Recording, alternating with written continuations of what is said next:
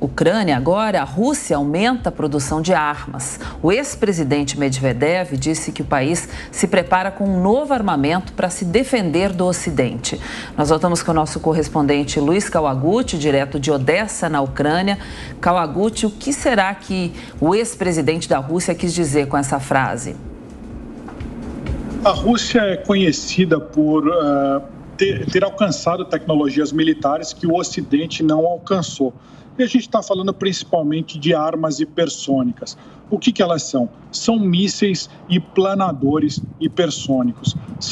Na verdade, são mísseis. Eles são lançados como se fossem aqueles mísseis nucleares que vão até a estratosfera do planeta, só que depois, quando eles reentram na atmosfera, eles entram em velocidades que podem chegar a mais de 8.500 km por hora.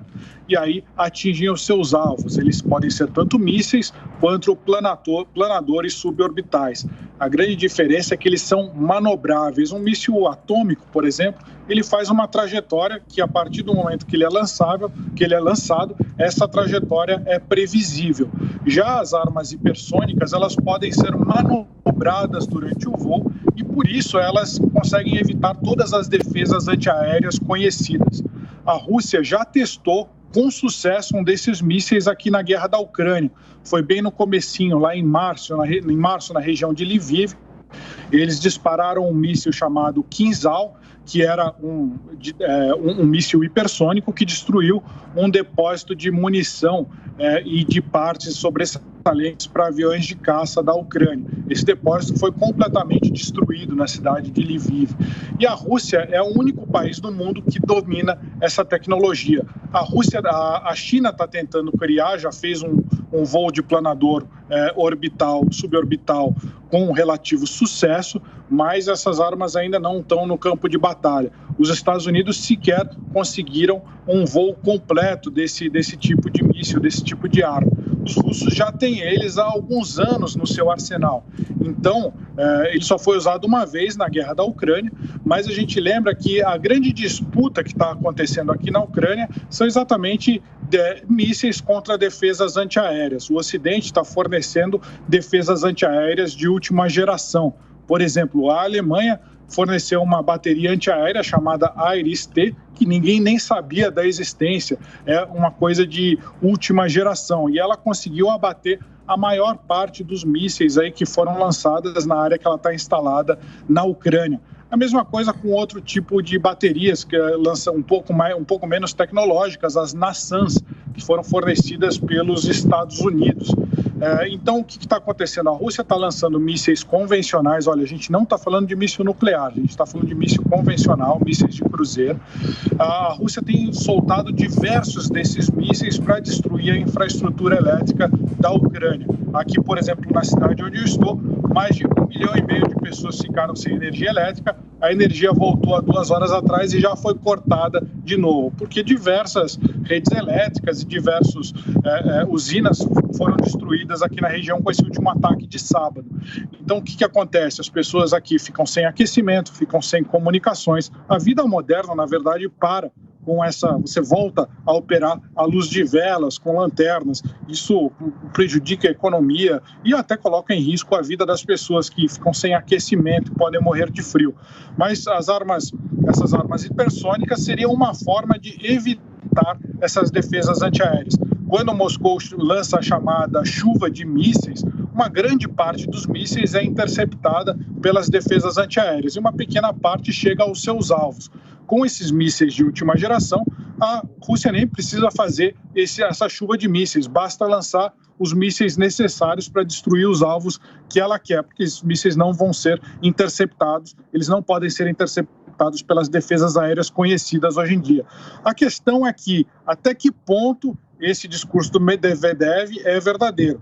Porque a gente sabe que a Rússia está sob sanções e para elas fazerem esses mísseis super avançados, eles precisam de componentes eletrônicos, como microchips, que só são fornecidos por países que são aliados ao Ocidente, como, por exemplo, Taiwan e a Coreia do Sul. Então, a Rússia teria que conseguir esses microchips aí por baixo dos panos. Não dá para saber, a China faz um pouco desses microchips, mas uma quantidade menor. Então, não dá para saber até que ponto Medvedev está falando a verdade ou se é mais um blefe, porque até agora só um míssil hipersônico foi utilizado aqui na guerra, até com um caráter de pressão política. A gente não sabe até que ponto a Rússia tem capacidade de fazer mais dessas armas. Agora, Luiz, o porta-voz do governo da Rússia afirmou que a guerra contra a Ucrânia foi causada pelo descumprimento dos acordos de Minsk. Quando esse pacto foi feito e o que os russos alegam contra a Ucrânia? Não é a primeira vez que eles falam sobre isso, né?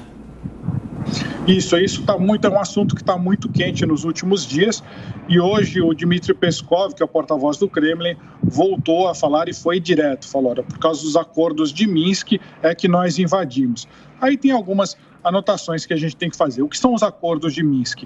A guerra na Ucrânia, na verdade, era um conflito regional em 2014, quando a Rússia financiou grupos separatistas que tomaram a região leste da Ucrânia, região conhecida como Donbass, províncias de Luhansk e Donetsk. O telespectador que está acompanhando a guerra já ouviu bastante falar desses nomes. E o que aconteceu? Eles pegaram metade dessas províncias, metade de Luhansk, metade de Donetsk, declararam independência. A Ucrânia não reconheceu essa independência e começou uma guerra entre esses rebeldes e o exército ucraniano. Esses rebeldes eram apoiados não oficialmente pela Rússia. Então, em 2014, no final de 2014, a Rússia e a Ucrânia sentaram numa mesa de negociação e essa negociação foi intermediada pela Alemanha e pela França. Não se chegou a um acordo completo de paz. Em 2015 teve o segundo acordo de Minsk, só que ele também não foi implementado. Por quê? Porque ele exigia que a Ucrânia reconhecesse que aquelas partes das províncias de Luhansk e Donetsk eram repúblicas independentes e a Ucrânia não mais controlava. E a Ucrânia, desde o início, não quis ceder território para a Rússia.